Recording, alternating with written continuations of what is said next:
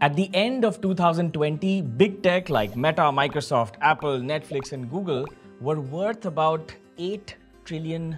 Now, this was a lot of money, especially with the sharp contrast of what happened during COVID. The entire world did not know what was going on, and $8 trillion is a lot. This was almost what? 2x the size of Japan. But very recently, this 8 trillion is now almost 4 trillion or less. They lost almost what? Half of their entire market cap. So why did this happen? And they fired 50,000 employees just in tech. We'll explore what the hell actually happened and how this story is affecting India and your decisions to invest or not invest in the entire IT sector. But first, let's rewind.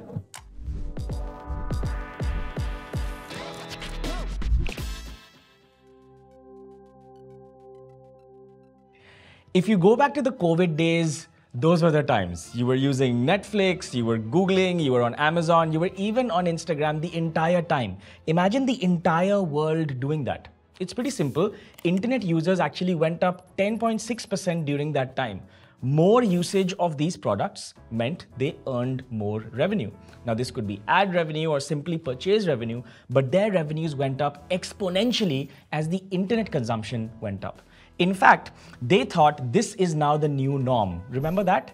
Everyone was talking about that this is the new normal and we should get used to working from home and everything's changed. And that meant they had to hire the most talented people in the world because new industry is just online. The companies went on a hiring spree. They offered big paychecks, laundry, food, perks, even massages to get these developers. एक job लगवा दे, एक job. अरे आप हमारे यहाँ ये आपको 2 करोड़ रुपए और फ्री खाना देंगे। 2 करोड़? अरे 2 करोड़ छोड़ो, मैं 3 करोड़ देता हूँ फ्री खाने के साथ फ्री अनलिमिटेड मसाजेस। खाना मसाज तो कोई भी दे देगा। 5 करोड़ पकड़, कल से ऑफिस आ जा। 5 करोड़? अरे Among all these tech giants, so I'm talking about Microsoft, Meta, Amazon, Netflix, Google, they actually hired a lot. Apple, in fact, was the only one which hired only at 6%. The rest, these guys, hired really aggressively. And this kind of hiring was not seen before. Perhaps 2000 was comparable, but this was crazy. But all they were doing was responding to the demand that was already there. And remember, everyone thought it's a new normal. But then happened a new thing. And now, retrospectively, we can call it the end of the hypergrowth. At this time, people started going back to office. COVID restrictions reduced. People were sick and tired of sleeping on their sofas and working, attending Zoom meetings. They wanted to go out. And frankly, a lot of companies started asking their workers to come back to the office. And once that happened, demand for these guys actually fell. Less people started using their product, and we started going back, or like I say, reverting to the mean of what the old days were. Everything over here reduced and so did their revenue, but they were stuck with a lot of people already working there and less demand. But something interesting also happened.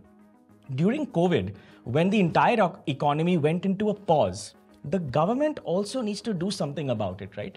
So in times of distress, what the government generally does, and now I'm talking about the Federal Reserve, unka RBI, started printing money. When they started printing money, that was a way to stimulate the economy, to allow money to flow a little more freely so the economy could move ahead. That overprinting of money was now biting back at this time in the future, and the purchasing power of people actually reduced. That was another reason why normal people, because inflation went up, were not able to buy stuff online. Basically, their purchasing power reduced. Now, apart from the Aam Aadmi not being able to spend because of inflation, etc., there's another side to this coin as well. Corporates.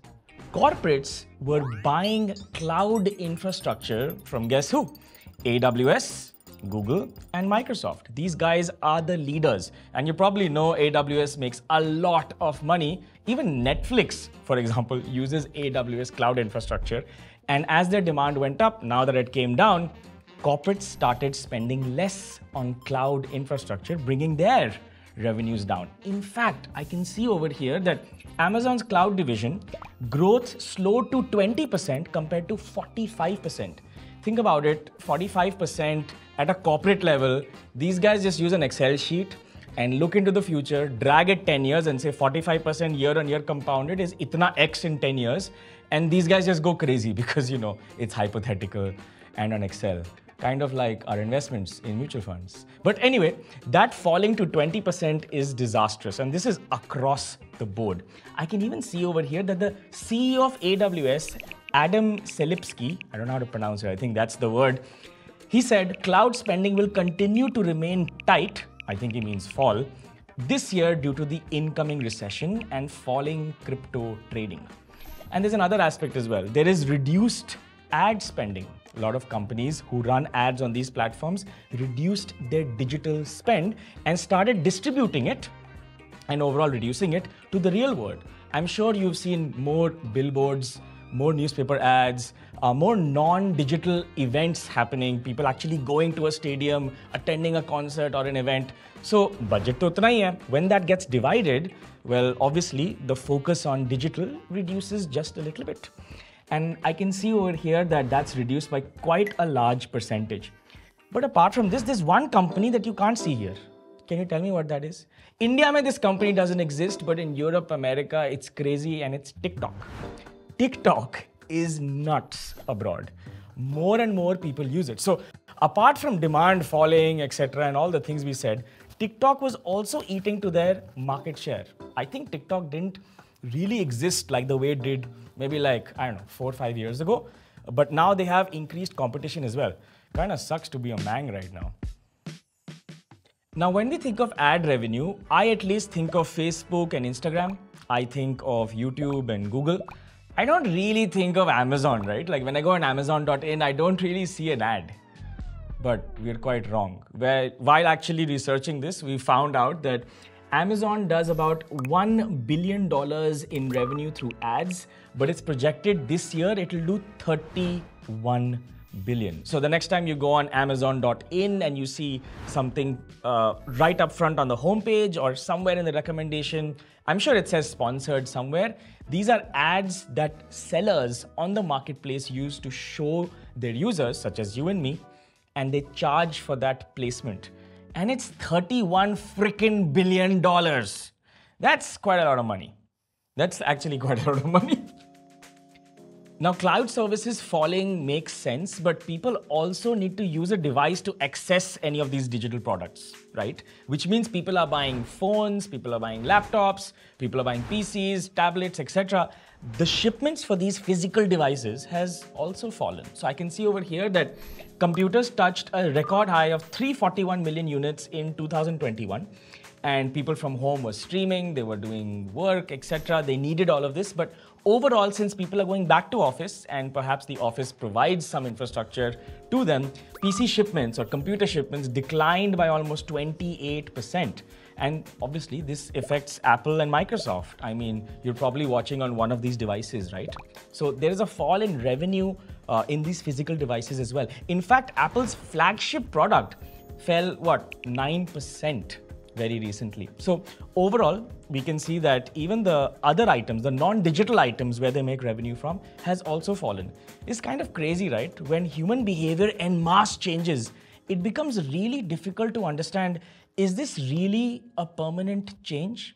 I mean, if you think about the Industrial Revolution, when people started automating things to build things, that felt like a permanent change. In 2000, when .com happened, it felt like a permanent change. I mean, to me, let's be honest, when COVID happened, it felt like a permanent change. We didn't think that things would become hybrid or things would just go back to normal. So all the reasons I told you unfolded over a period of time while the world had no idea what the future holds and how this is happening. It's easy to see this in retrospect. The cloud thing happened, people started moving. Bunch of things led to the point where they realized the only way they can survive is to start firing people. And because the costs were high, it makes sure that these companies can continue to survive in the future and hopefully innovate as well. But 50,000 jobs were lost. So let's come to the conclusion now. How does this really affect India? India ka business बहुत simple है. To build tech abroad is expensive. Building tech in India is cheaper. And in my opinion, a lot better too. I think our developers are world class. So what you need to see is what is the budget for IT spending. Now, whether that's infrastructure, whether that's creation, whether that's servicing, doesn't matter. It's all outsourced to India. And thankfully, we don't have China's competition now either. So you can see over here that the Indian IT sector still has decent budgets for outsourcing. So that doesn't seem like it's affected. Then we can see here that the IT outsourcing revenues seems to be growing. So if there was a COVID effect, it would have already shown after 2020, correct? But we can't see any of that over here. It still continues to grow. I also feel Indian IT companies are very good at giving future guidance. कुछ risk होता है पहले ही बता देते हैं. They're not overly aggressive to impress anyone. They try to maintain this steady pace. It seems to be reflecting over here. You don't see crazy promises by any of them. You can also see the price to earnings valuation. Very simply, price to earnings is a premium you as an investor pay for the future growth possibility of the company, but you pay it today. So you pay multiple times its current earnings.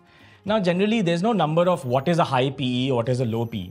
What we generally do is we look at the past and see what is the higher side, what is the lower side. So relative to past, all else things being equal, where are we? Are we expensive looking at the past or cheap? Now the question is, what IT company will you open to understand this? So you can't look at one company. Therefore, we look at the IT index. So if you look at the index, you can see the highest point was at the 30 area and the lowest point was somewhere around 15. We are right now in this area, which is almost the average. So we are averagely priced right now. This also doesn't seem highly priced. But it seems it's a little bit on the expensive side, but it's going towards the mean. So it's not like this is overpriced. It's falling a little bit. Then finally, why don't we look at a bunch of IT stocks? But this is not a recommendation. Please do not buy these stocks. We're just exploring. We went all the way from America's tech companies to India's IT and then individual stocks. It's just an analysis. Please don't buy any of these stocks. This is Wipro's monthly chart going from 2003 all the way to current times, 2023. We can see here that we have a moving average. If we are near the moving average, it means we are average priced. If we are below it, we are underpriced. It's very simple. It's just an average of price. And you can see here, we're right at the moving average, which means we're not expensive. It's interesting. If you look at TCS, same thing happening over here. For a second, just appreciate how beautiful that chart is. What a nice business. So nice. So TCS is near its moving average, although slightly above it, but it doesn't seem like super expensive. But yeah, so even this seems poised interestingly. Infosys is also moving down towards that blue line, that moving average as well. Tech Mahindra, same thing. So the conclusion is very simple. These guys fucked up. And we could make a video about it explaining what the hell happened. I'd love to understand from your perspective, could they have done something differently? What changed? I don't know. You could tell me. And what do you think about the Indian IT sector? For the first time, we picked an American problem and connected it to the world because we did get affected by it and tried to connect it to India. If you think this was an interesting format, put it in the comments below, and based on your suggestions, we will write more scripts like this. So hopefully this is good. Subscribe, hit the bell icon, do the like, do all of that, and say something nice about us. See you in the next video.